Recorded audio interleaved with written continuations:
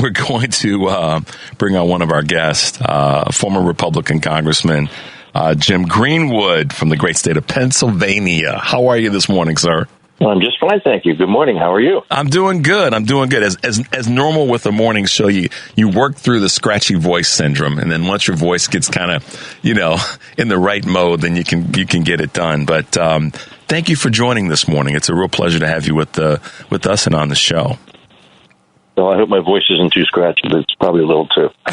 That's okay. That's all right.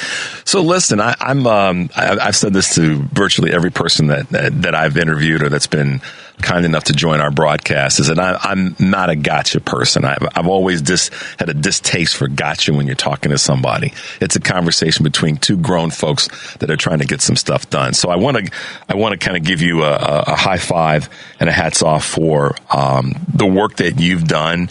And your most recent op-ed on the senseless gun violence that we are all embroiled in. I mean, what drove you, Representative, to write this article? Well, I'll go way back. I was elected to Congress in 1992, and soon thereafter, Bill Clinton had his crime bill, and in that bill was a so-called assault weapon ban. And I voted for that bill. And then not long thereafter, there was the Brady bill was up for vote. That's the one that requires the background checks for purchase of handguns. And, of course, that was the result of the assassination attempt on President Reagan. And I voted for that bill as well. Now, I am a Republican. I am a lifelong Republican. I've supported every Republican president from Richard Nixon all the way to Romney. Mm-hmm. But there are some issues that exceed party, and I think that the problem of gun violence in this country is one of them.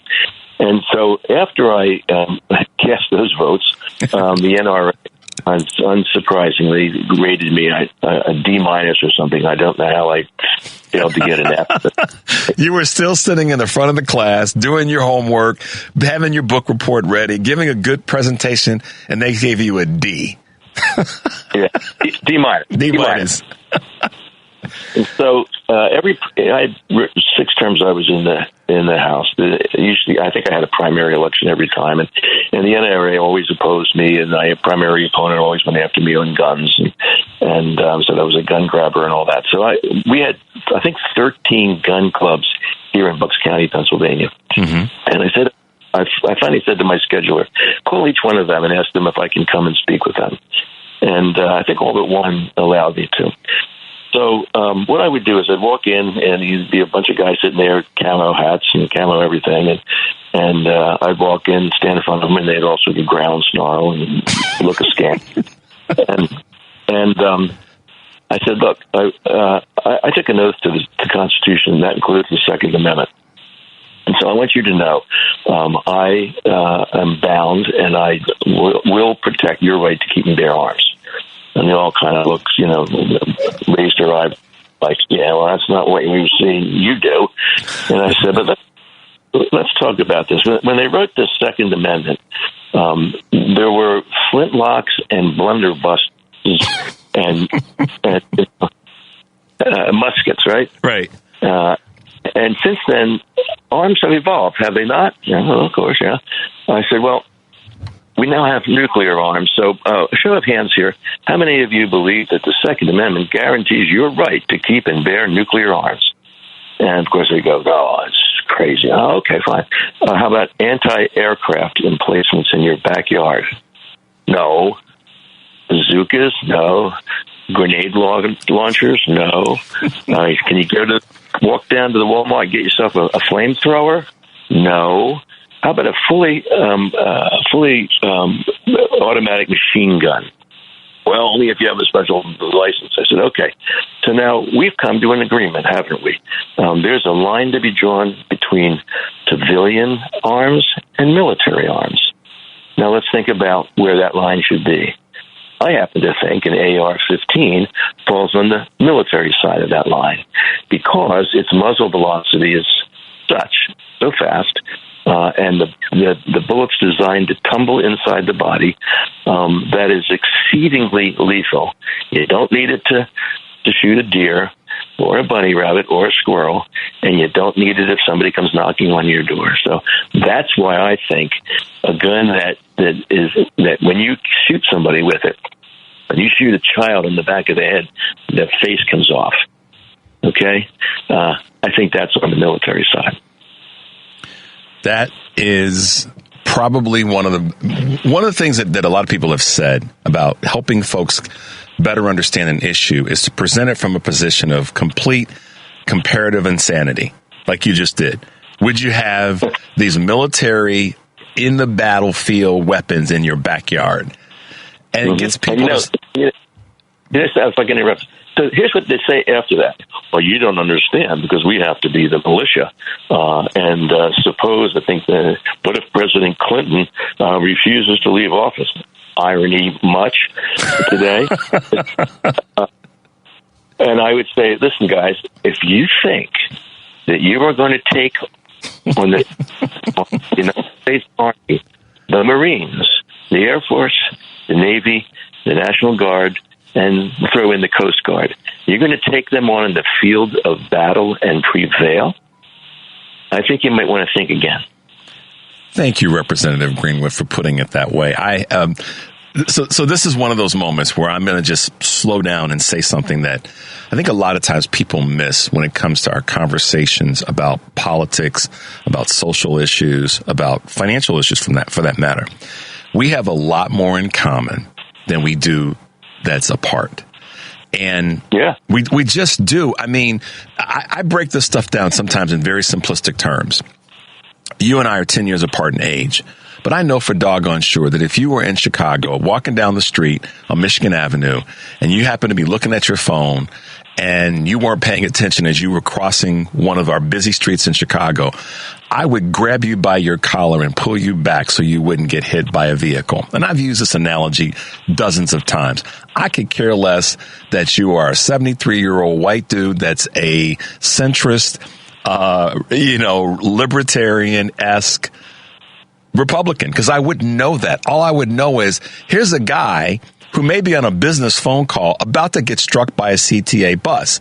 So what's my job as a citizen? To make sure he doesn't get hit. And so that to me is where I think oftentimes these conversations of connection get missed because we get too far away from what makes common sense. It makes common sense. Yeah, we want to protect the person's right to own. I mean, I've said this before. I'm completely against weapons of war in the hands of people that don't know how to use them.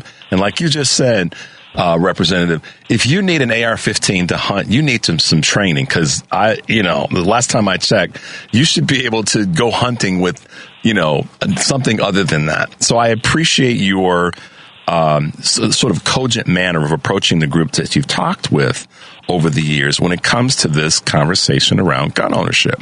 We can do it in a sensible way.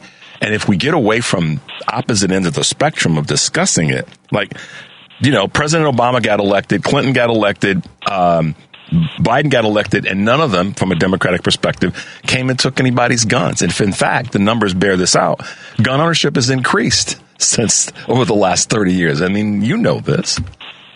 Oh, sure. And the thing of it is, there are 535 members of Congress. And if you ask every one of them, do you want to actually take someone's gun away from them? I don't know, maybe 15 or 20 on the left wing would say yes. And even if it comes to guns like the AR-15, no one's going to pass legislation that says, somebody's going to knock on your door and search your premises for an AR-15. What they might say is, time to stop selling them. Mm-hmm. Okay? Because maybe how many we have of those guns in this country, but it's tens of millions, if not more. It's just a question. And when you are you an advocate of that, though? Are you an advocate of stopping selling them? Yes. Okay. Yes. I don't think you should be able to go into a store and buy an AR-15. Okay. I don't think you should be able to do that. And people will say, well, look, it's too late now. They're all out there. Yeah. Well, and you look at some of these mass murders, right? somebody decides to, something goes awry in somebody's brain, and then they go and they buy it, and then the mass murder occurs within a couple of weeks. So, are you going to stop all mass murders? No, you're not. But you might prevent enough of them that it's worth banning that. And when it's a kid in the school, save one of them. Yeah. Well, I mean, the numbers. You know the numbers as well as anybody. The reduction was 65% with the assault weapons ban back in '94. Am I right, or am I close to that?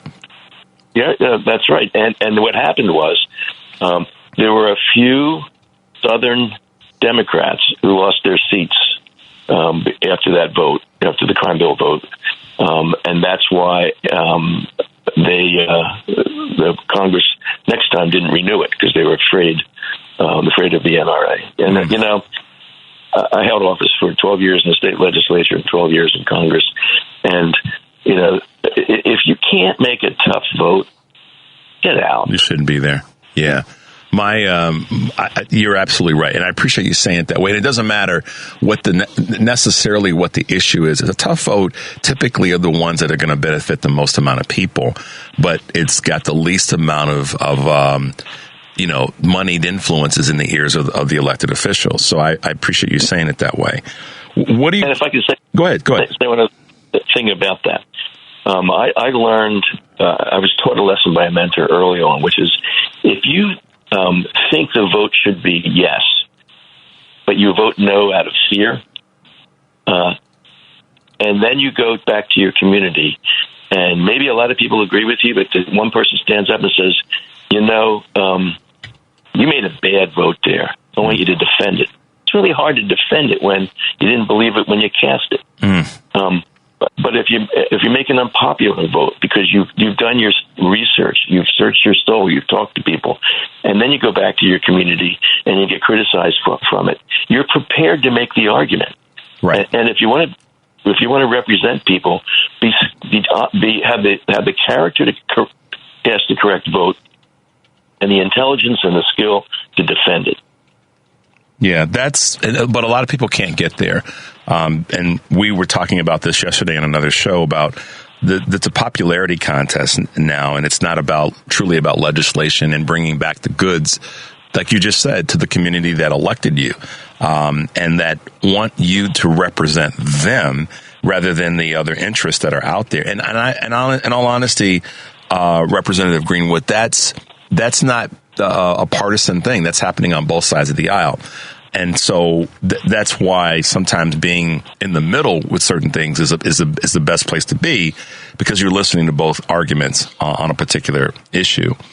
Well, that's exactly right, because I've been called a rhino and all that. And people say, the squishy middle, they don't have any convictions. If you spend time talking on any significant issue, you spend time talking to people on both sides of the issue, you understand where each has a point or a set of points, and you can figure out how to synthesize that into policy. And that's what you're supposed to do.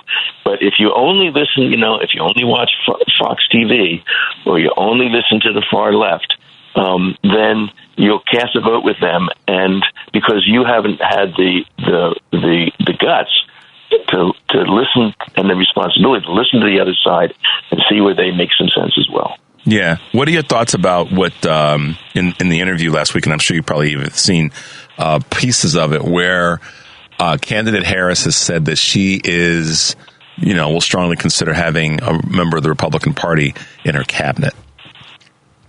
Well, I think it was very smart of her to say that. And I think, she's undefined. And I think it's something like 28% of the voters are saying they don't really know what she's all about yet. So Trump's going to spend the next, between now and Election Day, trying to define her as a left-wing commie lunatic nut. And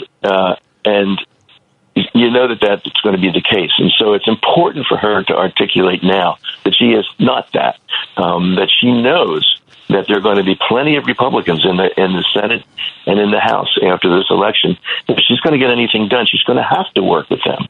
So, the choices are, you can be, hew to the left, hard to the left, hew to the hard to the right, and get nothing done for 4 years. And why the hell did you go run for office anyway? Or you can reach across the aisle, find the middle ground, as Joe Biden did, and get some things done. So when the end of your term of service, you can say, I accomplished something, and I did it because I tried to listen to the entire country, not just the people who voted for me. Absolutely. So a couple of fun questions to ask you. So you spent a number of years basically as a caseworker, social worker. How did that influence your further career in politics? I was the president and treasurer and secretary of the former social worker Republicans in Congress. That's a mouthful. I think I was the only one. But to tell you the truth, I did. I worked with abused and neglected children, and I saw their families. It affected me deeply because I got to understand where social programs work and sometimes where they don't work. But I was able to navigate the politics of social service systems in a way that was based on not just rhetoric, but real experience. And frankly, one of the things that I'm a I think that whether that carry it through a pregnancy is a woman's right, and frankly, having seen children born into families where they were abused and neglected, sometimes to death, made me realize that sometimes it's not the right time for a woman to have a child. Yeah. And if she knows it, it should be her right. Absolutely. So, all right, you were born in Philly. Did you grow up? Were you a Phillies fan, a 76ers fan, and an Eagles fan? And nobody's going to hate on you because we're in Chicago. If you were. Well, I grew up in Bucks County, which is outside of Philly. Right. Absolutely an Eagles fan. Absolutely a Sixers fan. And absolutely Eagles, Phillies, and Sixers. Yeah. But the thing of it is, my wife is the jock in the family. I mean, not the athlete, but when we watch a Phillies game, she's the one screaming. She's the really, and and I'll say so when do we get this running back in this new Eagle?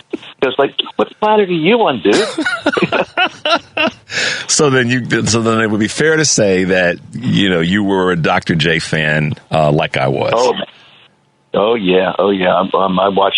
I watched him play down in Philly many times. I'm trying to remember what year it was that they won the 83 champion. 83. Yeah. The 83. So you're a Philly guy? I'm a Chicago guy, but I've always loved the Phillies baseball. I love the Eagles for years, and I like the Steelers too. So I'm that crazy person. But I'm a 76ers fan going back to when the NBA and the ABA merged, and Dr. J and George McGinnis and that whole crew became the baseline of the new 76ers. So when they won in 83, I was beside myself because I just was. We went to a Sixers game to watch AI score. I think it was 51 points. Wow. Well, listen, Representative Greenwood, we have more in common than we have apart, and I appreciate the work that you've done, and I appreciate you taking the time to chat with us this morning. I can tell you this, we will have you back because I appreciate where you come from in this conversation, and your voice is one that continually needs to be heard. So thank you for taking some time this morning. And I'll tell you what, next time I'm walking down the streets of Chicago with looking at my phone, I'll know you got my back. You got it. I promise you that. Be safe, my man. All right. Good to talk to you. Have a great day today. You too. Bye-bye. Bye-bye.